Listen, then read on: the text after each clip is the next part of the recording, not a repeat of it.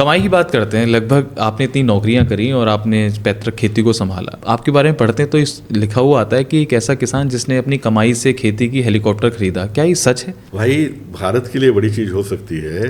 Europe और America में लगभग हर बड़े किसान के पास हेलीकॉप्टर है, लेकिन वो घूमने के लिए नहीं है जी। वो खेती के लिए है। अच्छा। क्योंकि जब बड़े पैमाने पर आप खेती करेंगे तो बीमारियों के नियंत्रण के लिए एक्यूरेसी जरूरी है। अब सोचिए 100 एकड़ जमीन, वायरल अटैक आ गया, आपने दवाई हाथ से छिड़का, 25 मजदूर लगाए, महीना भर में छिड़का।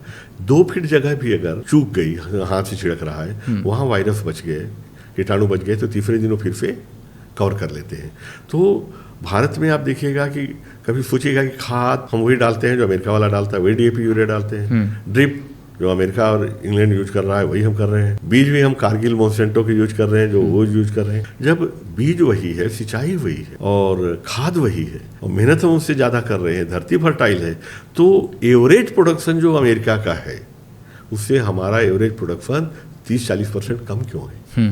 इसीलिए कम है क्योंकि बीमारियों से लड़ने का तरीका उनका जो हवाई जहाज और हेलीकॉप्टर वाला है कि एक ही दिन में पूरा इरिट के पूरे गांव का या पूरी ज़मीन को एक साथ डाल दीजिए ताकि कहीं से भी बीमारी ना आए। हमारे यहाँ बीमारी आती है, 20% टैक्स लेके जाती है, हम दवाई भी छिड़कते हैं, सब करते हैं, लेकिन 20% लॉस होता है। तो ये जो हेलीकॉप्टर की अवधारणा है, लोग कई बार सोचते हैं कि भाई ये it is not a show off,